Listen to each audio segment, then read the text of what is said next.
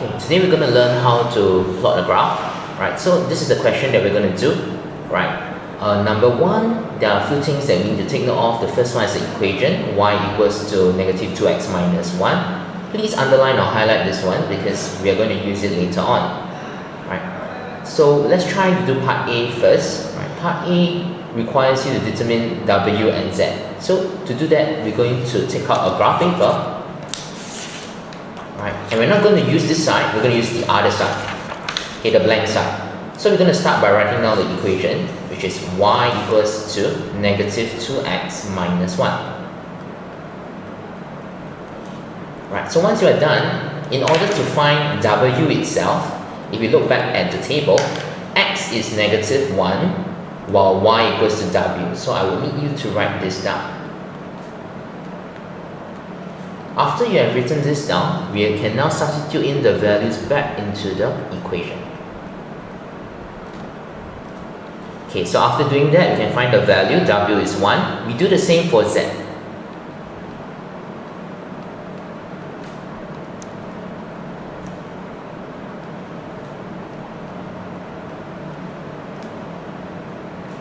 Okay, once you are done, the table of values is complete. We can move on to part B now. So you refer back to the question, right? Part B, the important information over there is the scale itself, right? The scale says 2 centimeters to 1 unit on both axes, right? 2 centimeters to represent 1 unit on both axes. Take note of this, and now we move back to the graph paper. Right. The first step we need to determine is where to draw our y-axis.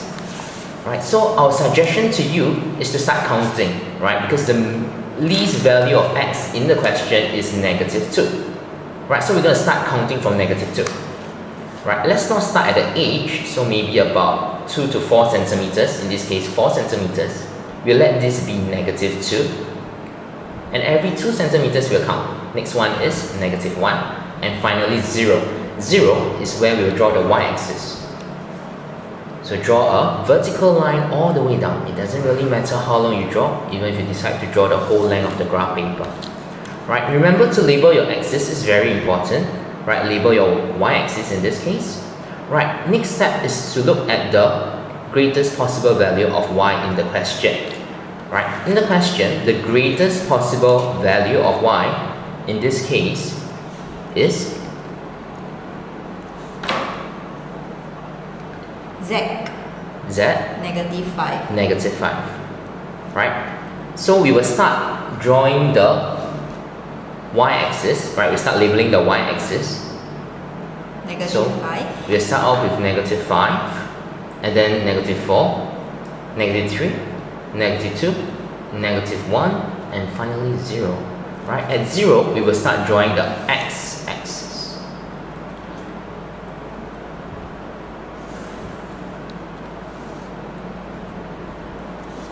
Okay, we're almost done now. After labeling the x-axis now, we'll start numbering down all the values. So we can start with the x-axis, right? 0, 1, 2, 3, all the way to the maximum of 2, right? Given in the question.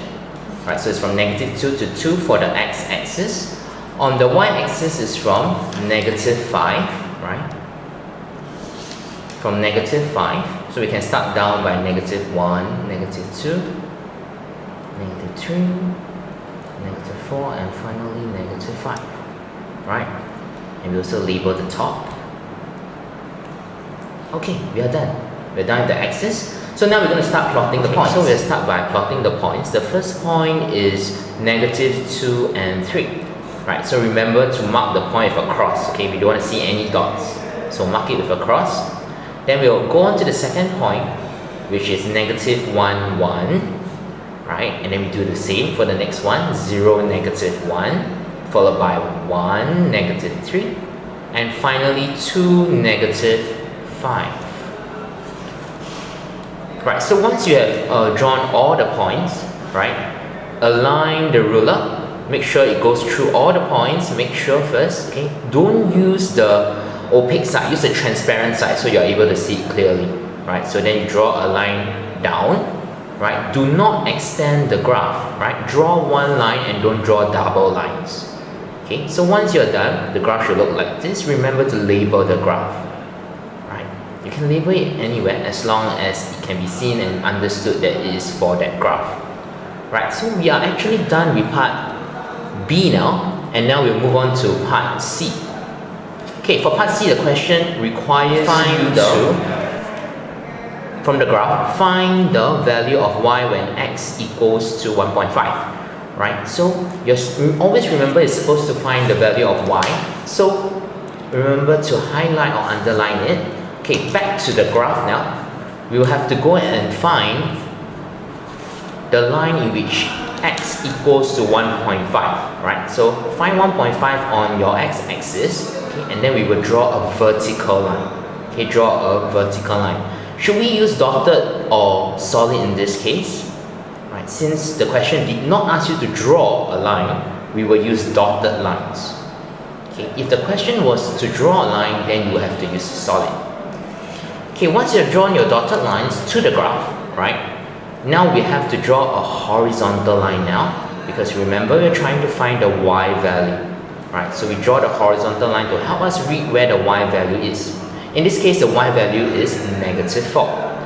Once you're done, do not stop here. We will turn back to the other side of the graph paper and we will start answering the question. Right, so we write part C and we write when x equals to 1.5, right, y equals to -4, right? Remember that we are not asking you to substitute in the values back into the equation. If you do that, the whole question or the whole part here is wrong. Okay, let's move on to the next part of the question, which is from the graph, right? We're supposed to find the value of x when the graph cuts the x-axis, right? We have to understand what the question is asking for, right? So if you look at the graph and the x-axis, right, there's one particular point in which the line cuts it, right? And actually that's the point that the question is looking for.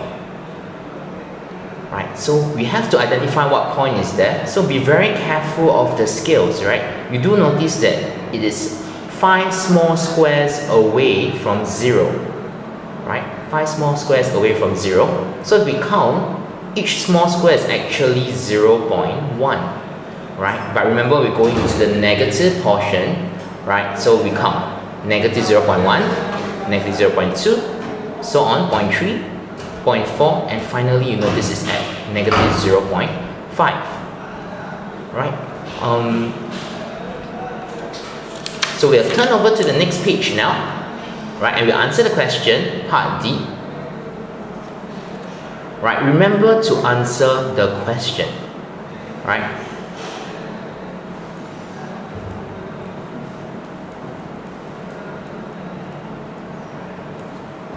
Okay, so you must write down x equals to negative 0.5. At this point, you notice something. We skip part D, right, from the graph. Okay, because this is the important part, we will leave it right at the end. Right, so at this moment now, you are allowed to pause the video, right, and try to review the steps. Okay, if you decide not to pause the video, we'll move on and now try to do part D, which is actually the gradient. Right.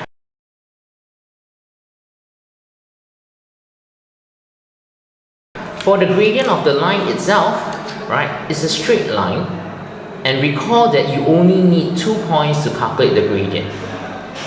For this purpose for this exercise, we will choose any 2 points. Right? In our case, we will choose this point over here, negative 1 and 1, and the other point we choose is 1 and negative 3. Okay, once you have chosen the point, please remember to draw the triangle. Right, so you draw a vertical line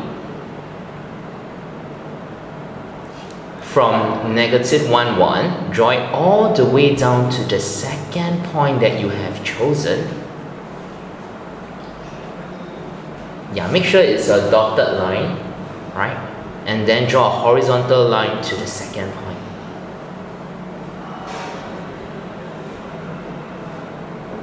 Okay, it is a very good practice to label the points that you have chosen. So in this case, we have labeled negative 1, 1, as well as 1, negative 3. Okay, you are almost done now. So let's turn over to the next page. Right, and we'll now answer part D, the gradient of the line.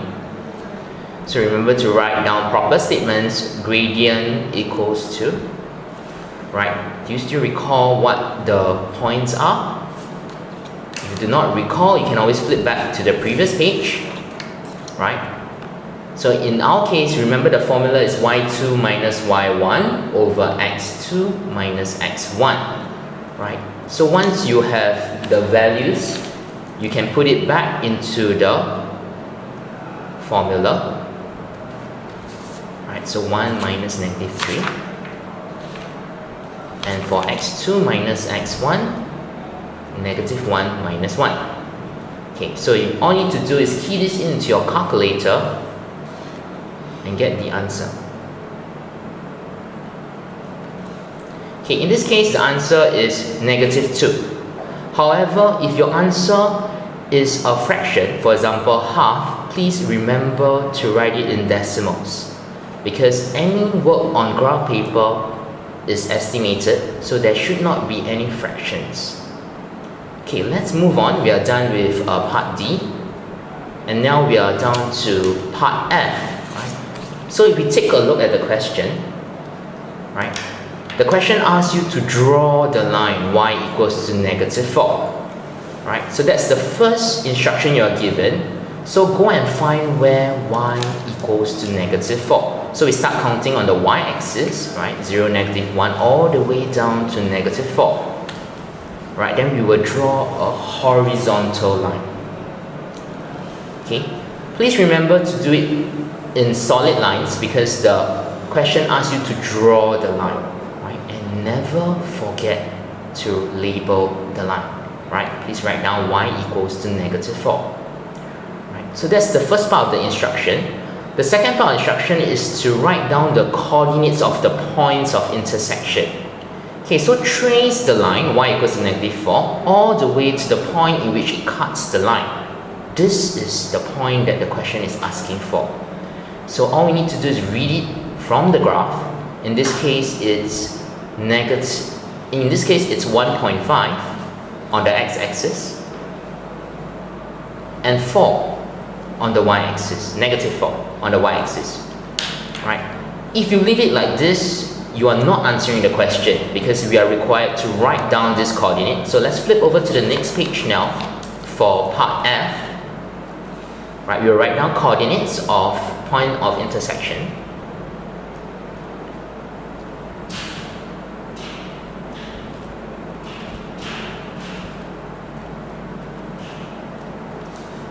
Equals to the, if you can't remember the coordinate, we can always flip to the back and you can see it's actually 1.5 and negative 4.